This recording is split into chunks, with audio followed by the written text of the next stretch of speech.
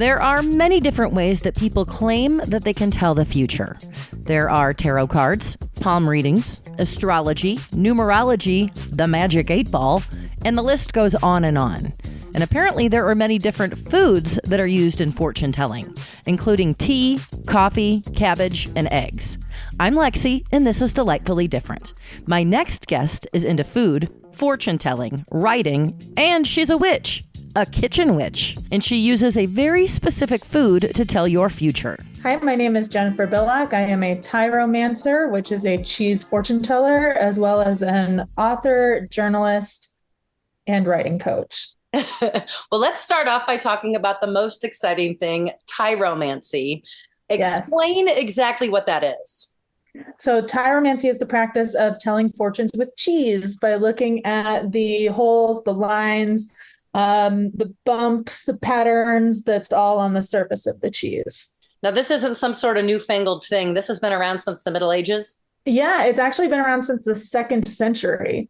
Oh, okay. So that's a really long time. Yeah, so well before the Middle Ages, but it was most popular in the Middle Ages and early modern era. Now, when did you discover this and when did you start practicing it?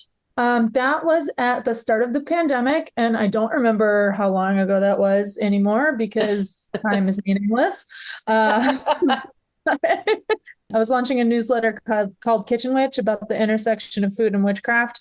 I was trying to come up with ways to promote it so I could be like, oh, you could read about this, or you could read about this. Like there's one of the other examples is there's an old Icelandic grimoire from an Icelandic witch that I have a translation of.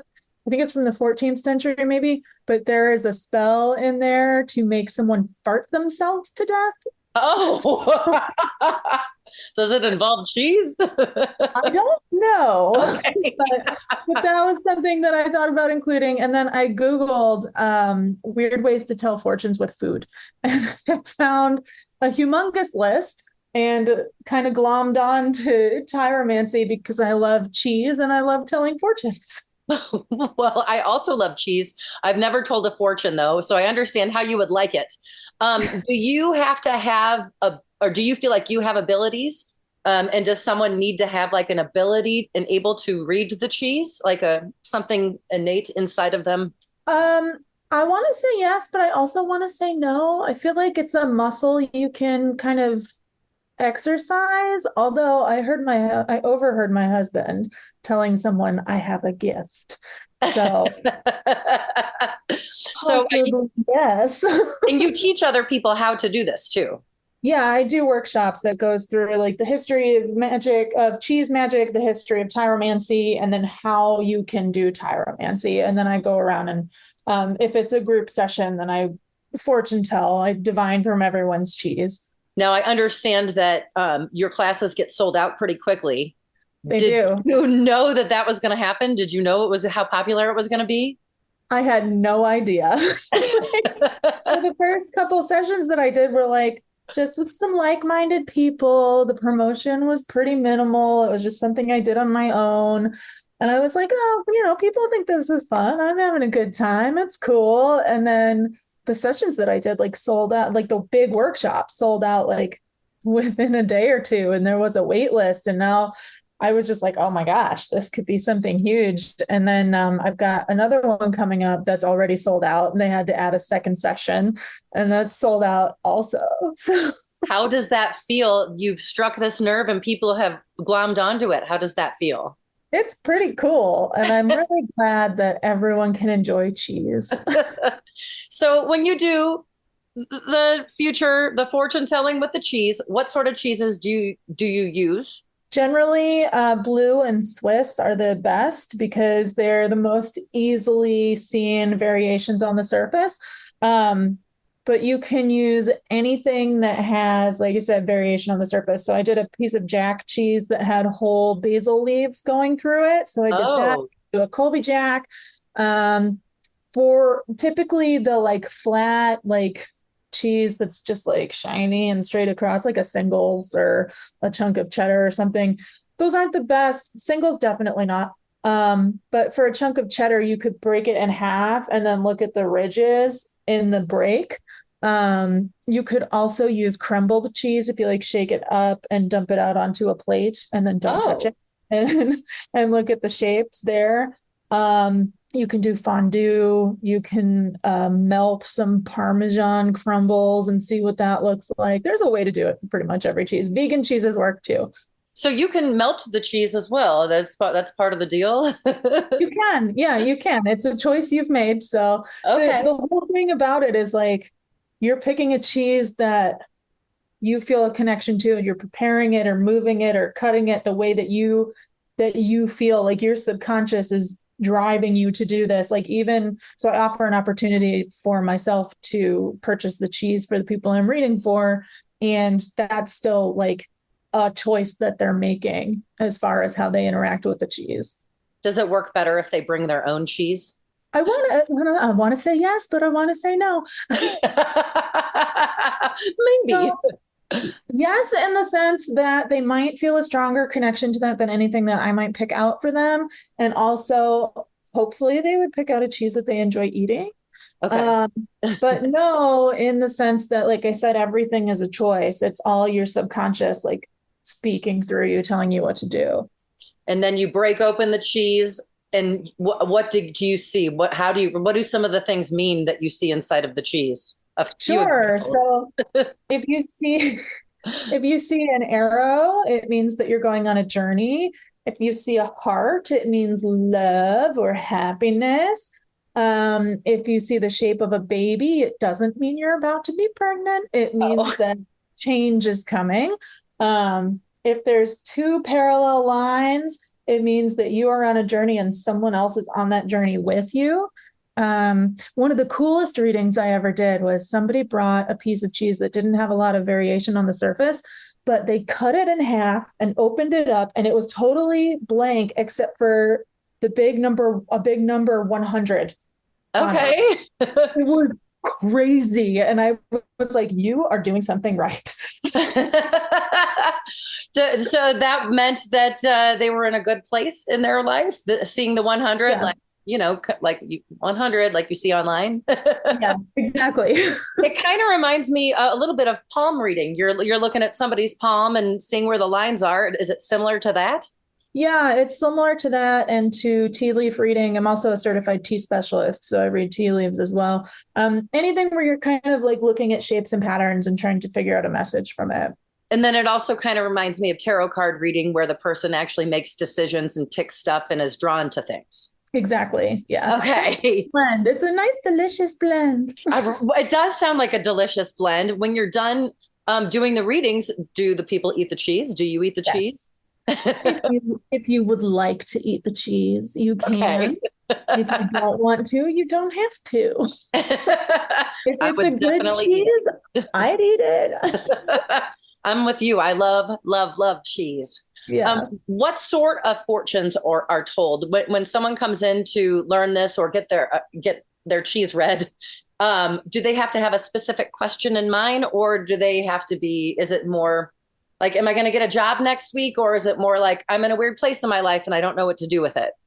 Well, there's a couple methods, right? So I give people the opportunity to bring up to 4 cheeses, and that would be if we put them in categories: a past cheese, a present cheese, a future cheese, and an overall cheese. People can bring up like any combination of that. Like I've had people have just the past and the future cheese. I've had people do the overall and the present cheese. And I've had people ask specific questions and ask me to find an indicator of the answer within the cheese. So it really depends on what you're looking for. Is there like a guidebook that tells you what the things mean in the cheese? You do have to have No, the gift. yeah, there was very little when I was learning to do this, there was very little information out there. So I did hours of research, like going back into old occult books and dream interpretation manuals and everything. And then I combined my own knowledge of tea leaf reading and coffee ground reading and like all of the readings that you can do because they're all the symbols generally tend to mean the same thing. That's interesting. And are you the only person you know of that is doing this these days? Are there other Tyromancers out there that you've heard of? As far as I know, I'm the only one. Your name, when I looked for it, you're the only name that I could find, and you popped up immediately. You got it. You got the market cornered on Tyromancy. Fabulous. Have you ever predicted something or saw something read in the cheese that ended up actually happening, or the person was like, oh, that's true. Yes, that is true. Yeah, that happens more often than not, actually. Really? Yeah, so I actually over the weekend I was at a conference and there was a cheese plate set out and there was a chef at the station making grilled cheese. And I was telling him about this cheese reading that I do, and I didn't know his name, but he was really fascinated. I said, "Well, come over here and I'll read this piece of blue cheese for you." And what I saw in the cheese was that he was going to have a career change, but it was still going to be in the same industry. It was just going to be some change, and that it was going to end with him having to make a pretty serious decision that had to do with the letter B. And he freaked out because apparently he's in the process of starting his own restaurant where he will graduate up to executive chef. And the restaurant is going to be named after him, and his last name started with a B.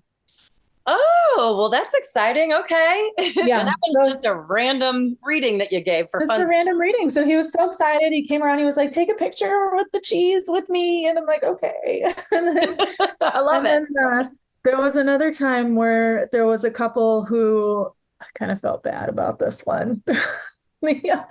So the husband gave his wife a Tyromancy session as an anniversary gift. So I saw them on their anniversary. I read for both of them. And in her cheese, I saw that there were two people going on this journey together. Then there was a fracture. There was a bit of a break. Something happened that led to some kind of argument that it resolved. So the lines picked back up, but you could see little like crystallizations or ridges in the cheese, which told me that there was still some lingering like bitterness or resentment. She looks at her husband and she goes, "Yep." Oh, happy anniversary. You really picked up on something. Now you said that you're a certified tea leaf reader. How do you get certified? I'm a certified tea specialist. Tea specialist. Okay. Yeah. That was the step before becoming a tea sommelier. I just couldn't, it was too expensive to keep going. Okay. And a tea sommelier is like a wine sommelier where you exactly. They said, oh, okay. Mm-hmm. Gotcha. And then you said, so that obviously is used to tell fortunes. Can other food be used as well? You said you researched it and a bunch of stuff came up. Yeah, so much stuff came up. I stopped at cheese, so I didn't get too far. But I was thinking, right, like when you divine from cheese, you're looking at the lines and the holes and the depth and the patterns. I bet you could take a loaf of sourdough. Yeah. Break it open and see what it says inside. I was thinking a cake. I was like, you could, a cupcake, even a donut, something that you can take apart and look at the pattern on the inside, I guess. I think we found your career. Maybe. I don't know if I've got your gift, though. Me neither. Do you feel like you have a different relationship with cheese now that you do this? I do. I'm always looking at it now. When I go shopping for cheese now, it's not so much like, "Oh, I really want this cheese." It's I walk through and I'm like, "Ooh, that would be a really good cheese to read." Every time you have a sandwich with cheese on it, you got to be thinking about the future. Yeah. Pretty sure I'm giving some people complexes. Right. So tell me a little bit about the Kitchen Witch. Yeah, so it's a Substack newsletter. It used to come out weekly, and now it comes out somewhat irregularly. You're a busy lady. You do a lot of stuff. Oh, you're telling me. And it's about the intersection of food and witchcraft and how those two worlds interact. I'm Lexi, and this is Delightfully Different. I'm talking with Jennifer, who's a witch that practices Tyromancy, which is fortune telling with cheese. Now, do you consider yourself a witch? Yes. And I have been since childhood. Since childhood. Okay. So what exactly is a witch? Someone who has a more nature-based spirituality, who doesn't necessarily believe in the religious, like Christian Catholic structure or idea of deity or afterlife or the beginning of mankind or anything like that. Is a witch and a Wiccan the same thing?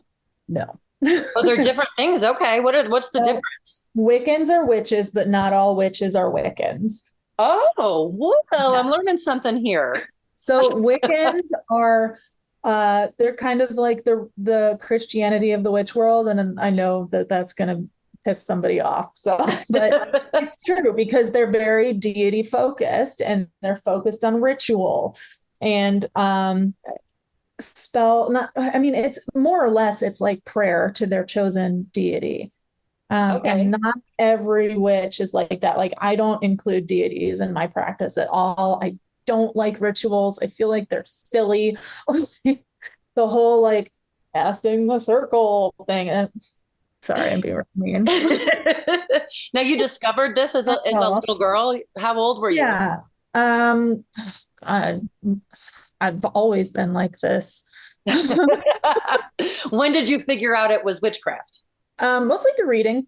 Like, Okay. that there was something a little different about my beliefs and how I interacted with the world. And I used to go to the bookstore every weekend and would sit myself on the floor by the New Age section when it was called that and just read all about it. So A curious kid.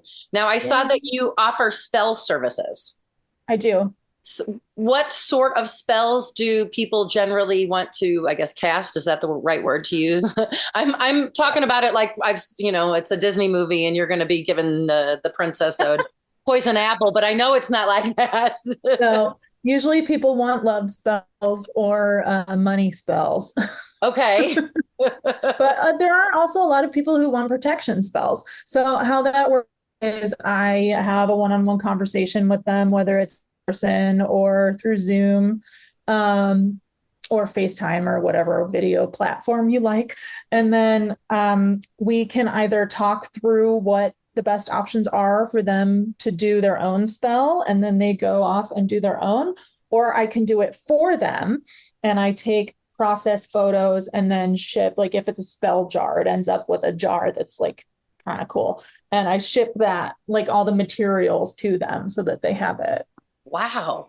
Yeah. And do people ever want to cast like a bad spell, like make something bad happen to another person or get I revenge? have definitely had some hex wonders. Okay. And did And they I'll do work? it. I mean, I'll do it. It's not up to me how they Okay. live their lives or what they choose to do. That's all them. All right. And then you do different kinds of divination. Am I saying that word right? Divination? Divination. Divination. Is that the telling of the future or is it Yeah. present and future? It can be arranged. Usually, it's just telling some sort of fortune. Like for example, with pendulums, it's usually a yes or no question that you're getting answered. With tea leaves and coffee grounds and cheese, it's telling a story based on what you see. Tarot cards are based on what shows up in the cards. I've got a reading with spirit stones coming up soon where you cast some stones onto a divination mat and tell the story based on what those stones are and where they fell on the mat. So there's a lot of different ways to do it. So yeah, you use all the different kinds of I don't know what the word would be, mediums, Materials, tools. tools, right? And then I use all the options at my disposal. and then do you feel or hear or taste or see things as well when you're looking at the objects that are helping you interpret this? I do get really strong feelings about certain things. Like I don't know how to describe it. Like sometimes I just feel a connection to what I'm seeing, and like the whole story can just materialize in front of me. And those are the ones that usually are like the people are like, "Oh my God." So you don't use some sort of a spirit or anything like that you go through. No, Uh, I feel like my personal belief is that we are all energy and we're all the same energy. So any kind of spirit I would be using is just the same energy that I have myself. oh, okay, that's interesting. Yeah. What when people are asking about their future, what sort of questions, like what generally, what did they have? Are they ever thinking, like, when am I going to die or anything like that? Nobody's asked that yet. I don't know if people want to know. Oh, I've got a lot of like, am I going to change jobs? Which one of these boyfriends should I choose? Like, should I move to this state type thing?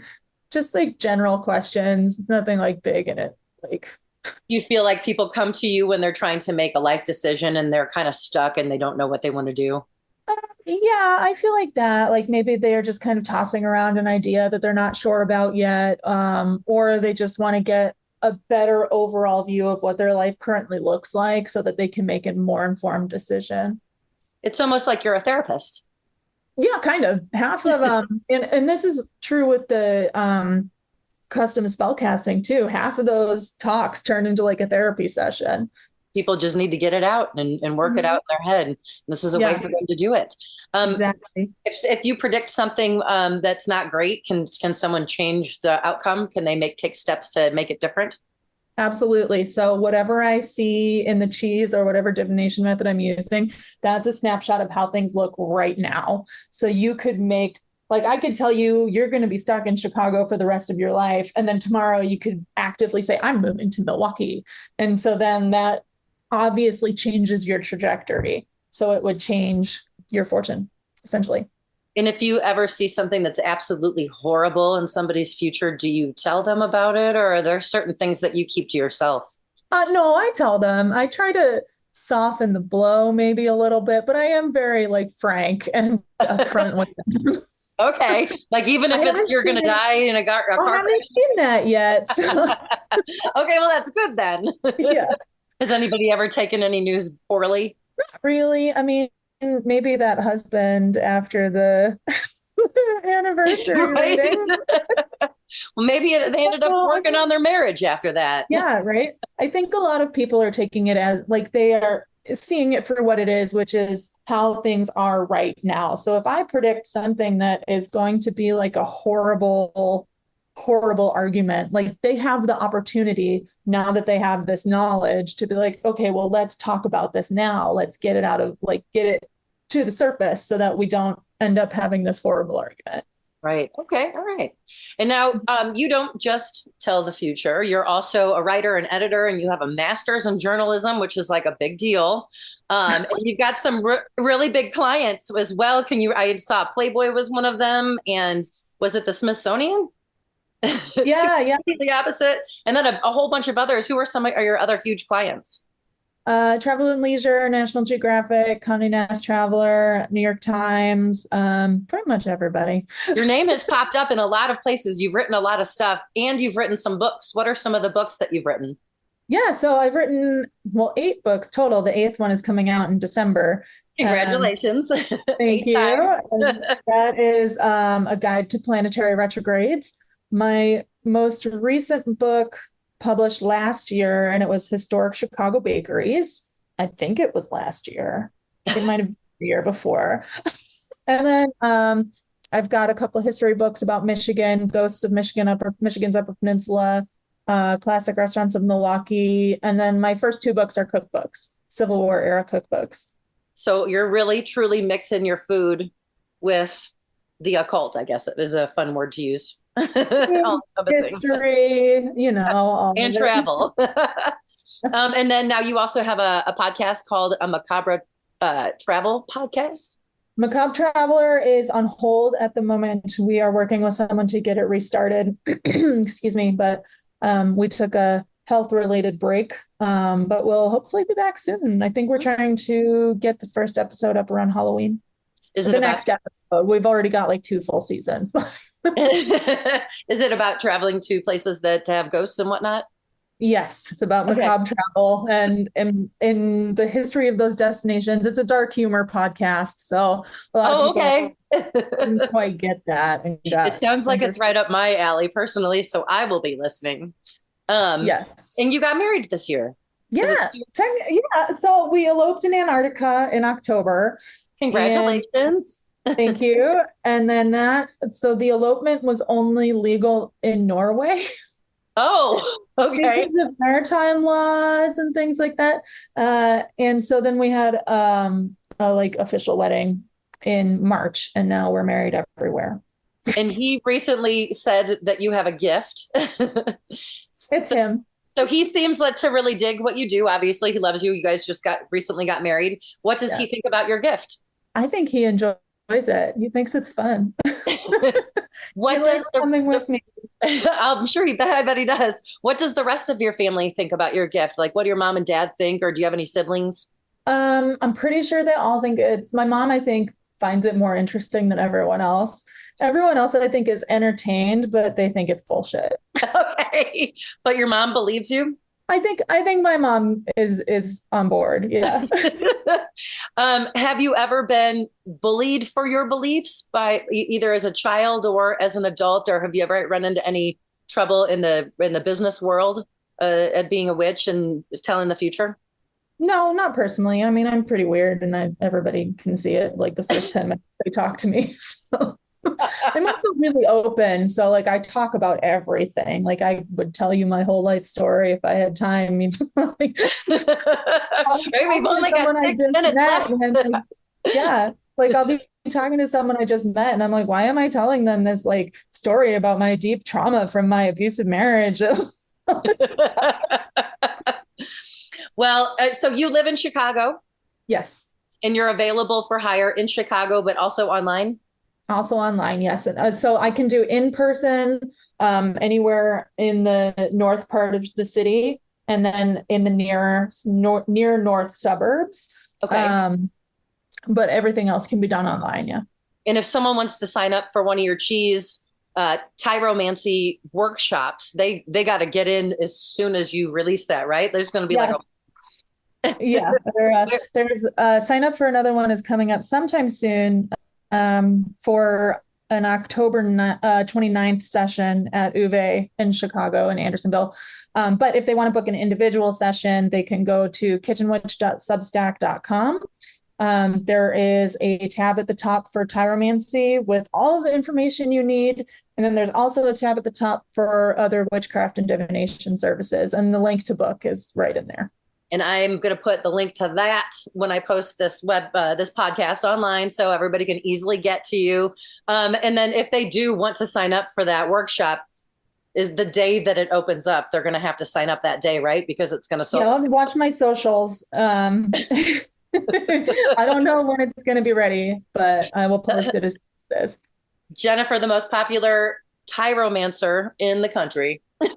The world at this point, probably. The universe. Yes. Thank you so much for talking to me. You are such an interesting person, and I loved learning about all of this fortune telling with cheese. Oh, thanks. It was a good time. Tyromancy sounds like the most delicious form of divination I've ever heard of. Links to where you can find Jennifer and sign up for her Tyromancy workshops or schedule a spell casting are listed with this podcast. Thanks for joining me this week on Delightfully Different. If you or someone you know lives life differently, hit me up. LexiOnTheRadio@gmail.com. That's LEXI on the radio @gmail.com, or go to delightfullydifferentpodcast.com.